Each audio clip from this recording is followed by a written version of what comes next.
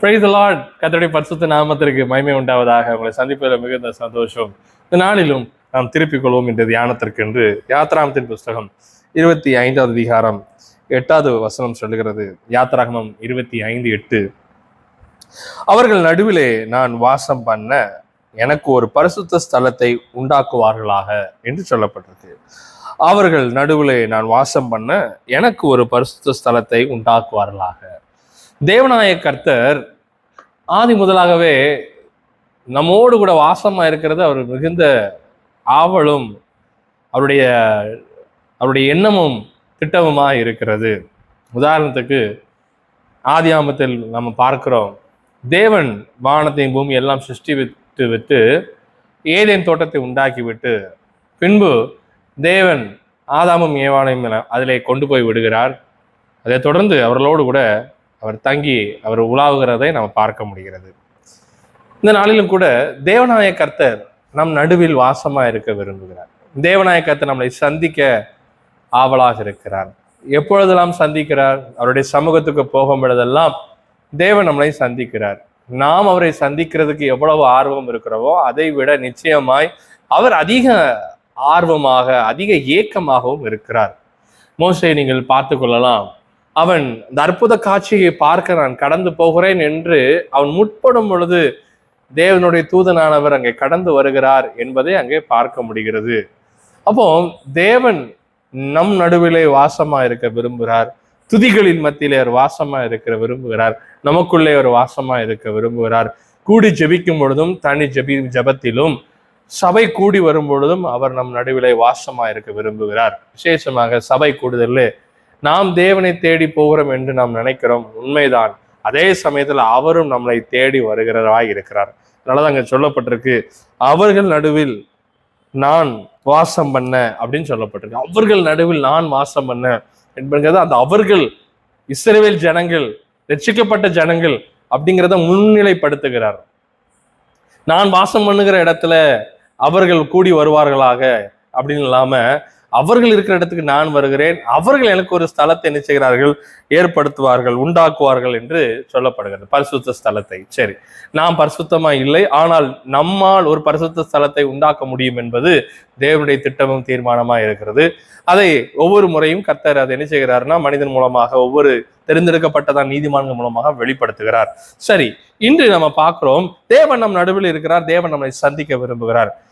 அதே ஏதேன் தோட்டத்தை நம்ம கடந்து போவோம் என்று சொன்னால் அது நம்முடைய சபைக்கும் நம்முடைய தனி ஜெபத்திலும் தேவனை எப்பொழுதெல்லாம் சந்திக்கிறோமோ அதற்கு ஒப்பா இருக்கலாம்.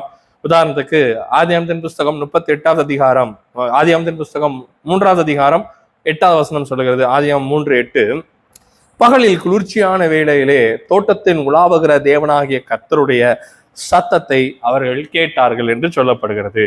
பகலின் குளிர்ச்சியான வேளையிலே தேவன் தோட்டத்தின் நடுவிலே உலாவி வருகிறவராய் இருக்கிறார். அங்கேயும் பார்த்தோம் நடுவிலே என்று சொல்லி, இங்கேயும் பார்க்கிறோம் பாருங்க, அவர் உலாவி வருகிறவராய் இருக்கிறார். குளிர்ச்சியான வேளையிலே அவர்களை தேடி வருகிறார் ஏதேன் தோட்டத்திற்கு. அப்போ நான் சந்திக்கிற வேலை இல்லைன்ற நான் சந்திக்கும் இடத்துல அவரும் என்ன செய்கிறார், சந்திக்க வருகிறதா இருக்கிறது. ஏதேன் தோட்டத்துல தான் தேவனாய கர்த்தர் ஆதாம் ஏவாளை விட்டு போனார். ஆனாலும் அப்படி விட்டு போல அவர்களை அடிக்கடி சந்தித்து அங்க சொல்லப்படுகிறது, அவர் அங்கே என்ன செய்கிறார், உலாவி வருகிறார் அப்படின்னு சொல்லப்படுகிறது. அப்போ தேவன் அவர்களை தேடி போனார், நம்மையும் தேடி வருகிறார். நம்ம எப்பெல்லாம் அவரை தேடி போறோமோ அவர் நம்மளை என்ன செய்யறாரு, தேடி வருகிறார். தேடி வரும் பொழுது சில விஷயங்கள் எல்லாம் நடக்கிறது. இந்த ஏதேன் தோட்டத்துல தேவனாய கர்த்தர் அவர்களை சந்திக்கும் போதெல்லாம் சில சம்பவங்கள், சில காரியங்கள் நடக்கிறது. அதில் முதல் விஷயம் என்ன அப்படின்னு சொன்னா, அவர் நம் நடுவிலே சந்திக்க வரும் பொழுது அவர் செய்கிற முதல் ஒரு விஷயம், தேவன் தன் ஜனத்தை ஆசீர்வதிக்கிறார்.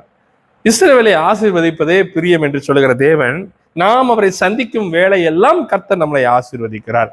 யாத்ராகமம் புஸ்தகம் 1:28 சொல்கிறது, பின்பு தேவன் அவர்களை நோக்கி நீங்கள் பழுகி பெருகி என்று சொல்லி தேவன் அவர்களை ஆசீர்வதித்தார் என்று சொல்லப்பட்டிருக்கிறது. ஆதியாகமம் 12:7 சொல்லுகிறது, ஆபிரகாமுக்கு தேவன் தரிசனமாகி தேவன் அவனையும் என்ன செய்றாரு, ஆசீர்வதிக்கிறார். அப்போ எப்பொழுதெல்லாம் தேவன் சந்திக்கிறாரோ அந்த சந்திக்கிற வேலை ஒரு ஆசீர்வதிக்கப்படுகிற வேலை, ஆசீர்வதிக்கப்படுகிறதான ஒரு சூழ்நிலையை பார்க்கிறோம்.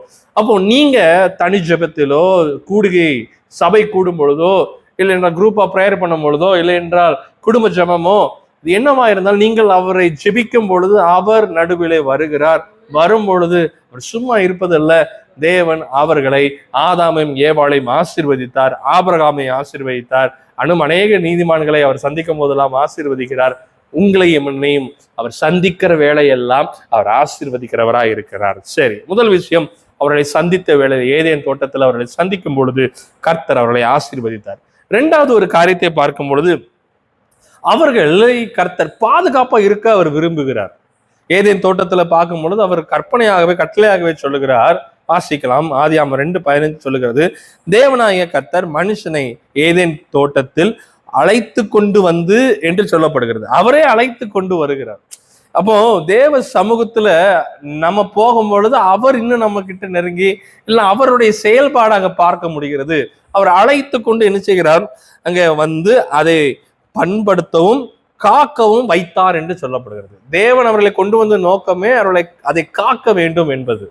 அப்போ தேவ சமூகத்துக்கு நம்ம வரும்பொழுது அவருடைய சிந்தை இல்லை என்ற அவருடைய எண்ணம் என்னவா இருக்குன்னா, தன் ஜனம் காக்கப்பட வேண்டும், it needs to be protected அப்படின்னு தான் அதை பார்க்கிறோம். உதாரணத்துக்கு நம்ம மத்தேயு எழுதின சுவிசேஷம் 16வது அதிகாரம் 18ஆம் வசனத்துல சொல்லும் பொழுது அங்க சொல்லப்படுகிறது, மேலும் நான் உனக்கு சொல்லுகிறேன், நீ பேதுருவாய் இருக்கிறாய், இந்த கல்லின் மேல் என் சபையை கட்டுவேன், பாதாளத்தின் வாசல்கள் அதை மேற்கொள்வது இல்லை என்று ஒரு ப்ரொடெக்ட் பண்றாரு. பேதுருட்டு அவர் சொல்லும் பொழுது சபையை ப்ரொடெக்ட் பண்ணுகிறார். இந்த ஆதியில என்னென்றால் ஏதேன் தோட்டத்திலையும் அங்கேயும் அவர்கள் 2 பேரும் சபைக்கு ஒப்பாய் தான் இருக்கிறார்கள். அதை பாதுகாக்கும்படியாக முதலாவது ஆதாமிட்ட அவர் கர்த்தர் சொன்னார். ஆனால் என்ன ஆயிற்று என்று சொன்னால், முதலாம் ஆதாம் இழந்து போய்விட்டான். பின்பு ஜீவ ஆத்மா இருக்கிறதான கிறிஸ்துவானவர் 2ஆம் ஆதாமானவர் அதை பாதுகாத்து வைக்கிறார். சரி, அப்போ தேவன் நம்மளை சந்திக்கும் பொழுது நம்மளை ஆசீர்வதிக்கிறார், நம்மளை பாதுகாப்பா இருக்க அவர் விரும்புகிறார். அதனாலதான் போவாஸ் ரூத்து சமூகத்துல வரும் பொழுது அவர் சொல்லுகிறது ஒரு காரியம், நீ இஸ்ரவேலின் தேவனாய கர்த்தருடைய சட்டைகளுக்குள் நீ அடைக்கலம் புகுந்திருக்கிறாய் அப்படின்னு சொல்லப்படுகிறது. அப்போ தேவனுடைய பிள்ளையை கர்த்தர் பாதுகாக்கிறது, அவர் சமூகம் நம்மளை பாதுகாக்கிறது, இஸ்ரவேல் ஜனத்தை பாதுகாக்கிறது, உங்களையும் என்னையும் பாதுகாக்கிறதா. தேவன் ஏதேன் தோட்டத்தை பாதுகாக்க விரும்பிதான் ஆதாமின் இடத்துல அவர் மிகவும் காரியத்தை அவர் ரொம்ப கட்டளையாக என்ன செய்கிறார் சொல்லுகிறார். அப்போ கர்த்தரை நான் சந்திக்கும் பொழுது அவருடைய சிந்தையில் என்ன இருக்கு, இல்லைன்றா அவருடைய எண்ணம் என்னவா இருக்குன்னா, அவர் என்னை பாதுகாக்கணும், இல்லைன்னா நான் பாதுகாப்பா இருக்க வேண்டும், அவருடைய சட்டைக்குள்ளாய் நான் போகும் பொழுது ஒரு பாதுகாப்பு இருக்கிறது. இன்னும் கர்த்தருடைய ஆவியானவர் நம்மை சூழ அவர் பாதுகாப்பா இருக்கிறார். மூன்றாவது, அந்த ஏதேன் தோட்டத்தில் ஒரு காரியத்தை நம்ம பார்க்கலாம். அவர் என்ன செய்கிறாருன்னா, மூன்றாவது அவர் சில கற்பனைகளையும் கட்டளைகளையும் அவர் அங்கே குறிப்பிக்கிறதே பார்க்க முடிகிறது.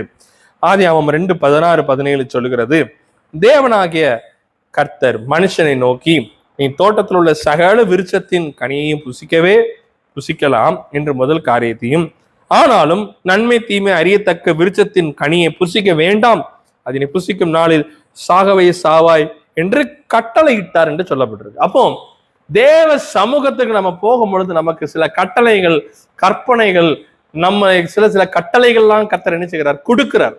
There will be rules to be followed so that we can be cherished. தேவனுடைய சமூகத்தை நமக்கு போகிறதுனாலே நமக்கு சில கட்டளைகளையும் கற்பனைகளையும் கைட்லைன்ஸையும் அவர் தந்து நம்மளை கர்த்தர் ஆசீர்வதிக்கிறார். முதல்ல பார்த்தோம், அவர் முதலாவது தேவனுடைய காரியம் வந்தாலே ஆசீர்வாதம். ஆபிரகாமை ஆசீர்வதித்தார், சாலமோனை ஆசீர்வதித்தார். ப்ரொடெக்ட் காரியத்தை பார்க்கணும், அவர்களை பாதுகாக்கிறார். தேவ ஜனமாகிய நோவாமின் நாட்கள்ல பார்க்கணும், ஒரு பேழையை உண்டாக்கி அவர்களை பாதுகாத்தார். மூன்றாவது காரியம் பார்க்கும்போது அவர் கட்டளை இடுகிறார், இன்னும் கண்டிக்கிறார், அவர் ரொம்ப எச்சரிக்கிறார். அதே ஏதேன் தோட்டத்தின் அடுத்த காரியத்துக்கு வெளியே வந்த பிறகு பாத்தீங்கன்னா, காயனை கூட அவர் கட்டளை அவர் கடிந்து சொல்லுகிறார். அவனுடைய பலியை, ஆபேலுடைய பலி என்ன செய்யப்படுகிறதுனா ஏற்றுக்கொள்ளப்படுகிறது, காயனுடைய பலி ஏற்றுக்கொள்ளப்படவில்லை. காயனை பார்த்து தேவன் சொன்னார், வாசல் அண்டை என்ன செய்கிறது, படுத்திருக்கிறது, அதை நீ என்ன செய்வாய், ஆண்டு கொள்ள வேண்டும் என்று சொல்லப்படுகிறது. அப்போ தேவன் வரும் பொழுது கர்த்தர் நம்மளுக்கு இன்ஸ்ட்ரக்ஷன்ஸ் கொடுக்கிறாரு, எப்படி செய்யணும், என்ன செய்யணும். வேதம் சொல்லுகிறது போல நமக்கு அவருக்கு எல்லாவற்றையும் கற்று தருகிறார், போதித்து தருகிறார், எங்கு செல்ல வேண்டும், என்ன செய்ய வேண்டும் என்ற காரியத்தையும் அவர் நமக்கு சொல்லி தருகிறார். அடுத்த ஒரு காரியத்தை பார்க்கும் பொழுது ஏதேன் தோட்டத்துல அவர் என்ன நமக்கு செய்கிறார் என்று சொன்னால், வாசிக்கலாம். ஆதியாகமம் 2:18 சொல்லுகிறது, தேவன் நமக்கு சரியான ஒரு துணையை அவர் என்ன செய்கிறார், கொடுக்கிறார். பின்பு தேவனாய கர்த்தர் மனுஷன் தனிமையா இருப்பது நல்லதல்ல, ஏற்ற துணையை அவனுக்கு உண்டாக்குவேன் என்றார். இந்த காரியம் தேவனை சந்திக்கும் பொழுது நமக்கு புதிய ஏற்பாட்டு நாட்கள்ல நமக்கு ஒரு பெரிய துணையை கொடுத்திருக்கிறார்.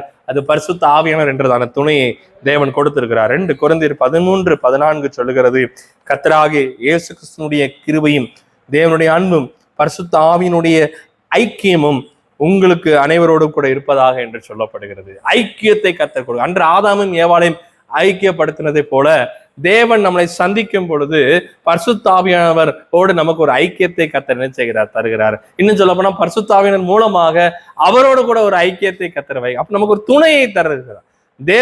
தேவனை ஏற்றுக்கொண்டபடினால் தானே இந்த துணையாளராகிய பரிசுத்த ஆவியானவரை கர்த்தர் நமக்கு கொடுத்திருக்கிறார். இயேசுவின் நாமத்தினாலே அதை பெற்றிருக்கிறோம். யோவான் 14:26 யோவான் 15:26 சொல்லுகிறது, கிறிஸ்து சொல்லுகிறார், நான் போய் பிதாவின் நாமத்துல ஒரு தேற்றவாளர் பிதான் மூலமாக தேவ ஆவியானவர் நினைச்சு நான் அனுப்புறேன். அடுத்தது பாத்தீங்கன்னா பிதாவாகிய தேவன் என் நாமத்துல ஒரு பரிசுத்த ஆவியானவர் அனுப்புகிறார், துணையாளரை அனுப்புகிறார், தேற்றவாளனை அனுப்புகிறார். அப்போ தேவன் நான் ஏற்றுக்கொண்டு அவரை சமூகத்துக்கு நான் வருகிறபடினாலே எனக்கு அவரோடு ஒரு ஐக்கியம் என்ன செய்கிறது, உண்டாகிறதா இருக்கிறது. இது மனுஷருடைய ஐக்கியத்துக்கு ஒப்பான அல்ல, வானத்தையும் பூமியும் உண்டாக்கின சர்வ வல்லமையுள்ள தேவனோடு கூட ஒரு ஐக்கியம். எப்படிப்பட்ட ஐக்கியம்? மணவாட்டி மணவாளனோடு இருக்கிறதான ஒரு ஐக்கியத்தை கர்த்தர் தருகிறார். ஆமென். அடுத்தது ஒரு 5வது காரியத்தை கூட நம்ம பார்க்கலாம். என்ன தேவனை சந்திக்கிற பொழுது நமக்கு என்ன காரியம் கிடைக்கிறதுனா, ஒரு அதிகாரத்தை கர்த்தர் தருகிறார். வாசிக்கலாம். ஆதியாகமம் 2:19 சொல்லுகிறது, தேவனாய கர்த்தர் வெளியின் சகல வித மிருகங்களையும் ஆகாயத்தின் சகலவித பறவைகளையும் மண்ணினாலே உருவாக்கி ஆதாம் அவைகளுக்கு என்ன பெயரிடுவான் என்று பார்க்கும்படி அவைகளை அவனிடத்தில் கொண்டு வந்தார் என்று சொல்லப்படுறது. பாருங்க, கர்த்தர் முதல்ல ஆதாம் ஏவாளையும் அவரே கொண்டு வந்து ஏதானில் விடுகிறாரு. அப்புறம் பாத்தீங்கன்னா இப்ப ஆதாம் கிறிஸ்துவுக்கு ஒப்பாய் பரலோகத்துக்கு ஒப்பாய் ஏதேனை கர்த்தர் வைக்கிறாரு. இப்போ இந்த ஆதாம் இடத்துல சகல அதிகாரத்தையும் கொடுத்து எல்லாவற்றையும் ஆண்டு கொள்ளத்தக்கதாய் அவனிடத்தில் கொண்டு வருகிறார். வந்துவிட்டு என்ன செய்கிறாரு பாருங்க, அந்தந்த ஜீவ ஜந்துக்கு ஆதாம் எந்தெந்த பெயரிட்டானோ அதுவே அதற்கு பெயராயிற்று என்று சொல்லப்படுகிறது. கிட்டத்தட்ட ஞானஸ்தானம் போல அங்க காணப்படுகிறது. ஞானஸ்தானத்துக்கு ஒப்பாய் எல்லா ஜீவன்களையும் வேதம் சொல்லுகிறது, ஒருவரும் கெட்டு அழிந்து போவது பிதாவின் சித்தம் அல்ல. அங்க எல்லா ஜீவனுக்கும் ஒரு பெயர் வைக்கிறான் என்று பார்க்கிறோம். அப்போ அவனுக்கு எல்லா அதிகாரத்தையும் கர்த்தர் கொடுக்கிறார். தேவனுடைய பிள்ளைக்கு தேவனை சந்திக்கிறதுனால நமக்கு என்ன உண்டாயிருக்கிறது என்று சொன்னால் ஒரு அதிகாரம் உண்டாயிருக்கிறது. முதல்ல அவரை நான் சந்தித்தனால எனக்கு ஒரு ஆசீர்வாதம் உண்டாயிருக்கிறது. நான் அவரை சந்தித்தனால, சபைக்கு வருகிறதுனால, தேவ சமூகத்துக்கு நான் போறனால ஒரு பேழையை போல எனக்கு ஒரு பாதுகாப்பு உண்டாகிறது. தேவனை நான் சந்திக்கிறபடினாலே தேவன் கற்பனைகளையும் கட்டளைகளையும் கர்த்தர் எனக்கு கொடுத்திருக்கிறார். அதனால நான் சீரான வழியில நான் நடந்து பரிசுத்த ஆவியானவர் எனக்கு துணை செய்கிறார். 4வது காரியத்தை பார்க்கிறோம். ஆவியானவர் என்கிறதான ஒரு பெரிய துணையை தேவன் நமக்கு கொடுத்திருக்கிறார். புதிய ஏற்பாட்டின் சபைக்கு 5வது அதிகாரம் கொடுத்திருக்கிறார். என்ன அதிகாரம்? புத்திர சுவகாரத்தின் ஆவி என்ற அதிகாரத்தை கர்த்தர் கொடுத்திருக்கிறார். பிள்ளை என்ன அதிகாரத்தை கொடுத்திருக்கிறார். நீங்களும் நானும் ராஜாவின் பிள்ளைகளா இருக்கிறோம்.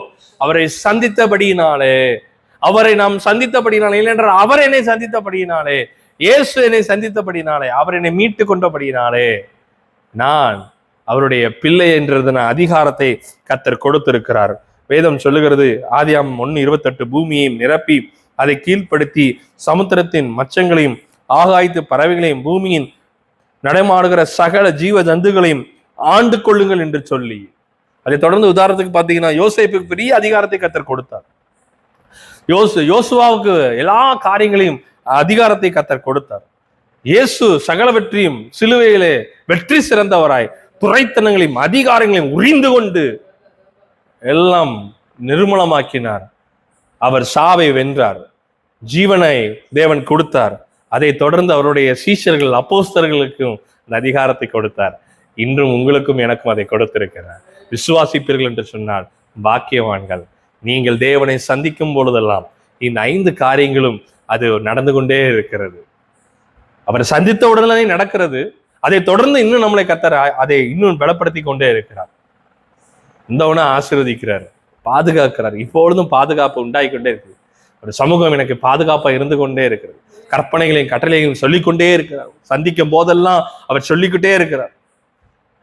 அவரை சந்திக்கிற நேரம்லாம் ஆவியானவர் நம்மளை இன்னும் ஊந்தி, அவரை நம்ம வேதம் சொல்லுகிறது நமக்கு ஜெபிக்க தெரியாது, பெருமூச்சுகளோடு விண்ணப்பம் பண்ணுகிற ஆவியானவர் என்று சொல்லுகிற அந்த துணையாளர் நமக்காக எல்லாம் செய்கிறார். அடுத்த அதிகாரத்தை கர்த்தர் கொடுத்திருக்கிறார். குமாரன் என்கிற அதிகாரத்தை கொடுத்திருக்கிறார். வெளிப்படுத்தின விசேஷம் 21:7 சொல்லுகிறது, ஜெயம் கொள்ளுகிறவன் எல்லாவற்றையும் சுமந்து கொள்வான், அவன் எனக்கு குமாரனா இருப்பான் என்று சொல்லப்பட்டிருக்கு. நீங்களும் நான் அவருக்கு குமாரனா இருக்கிறோம். குமாரன் ஒரு குமாரன் தானே, கிறிஸ்து. ஆம், அவர் சாயலாகவே தானே நம்மை பார்க்கிறார், அவர் மூலமாக நம்மளை பார்க்கிறார், அவளை போலவே நம்மளை மாற்றி கொண்டிருக்கிறார். என் ஜனமே நீ பாக்கியவான், தேவன் உன் நடுவிலே வாசமா இருக்க விரும்புகிறார். பரிசுத்த ஸ்தலமாகிய உன்னுடைய சரீரத்தையும் உன்னுடைய வாழ்க்கையும் அது பரிசுத்த ஸ்தலமாக நீ அதை பேணி அதை சீர்படுத்தி அதை வளரச் செய்யும் பொழுது கர்த்தர் உன்னை இன்னும் அதிகமாய் ஆசீர்வதிப்பார். நீங்கள் சோர்ந்து போவாதீங்கள், கர்த்தர் உங்கள் நடுவில் இருக்கிறார். கர்த்தரோடு ஐக்கியமாயிருங்கள். கர்த்தர் தாமே உங்களை ஆசீர்வதிப்பாராக. ஆமென். God bless you.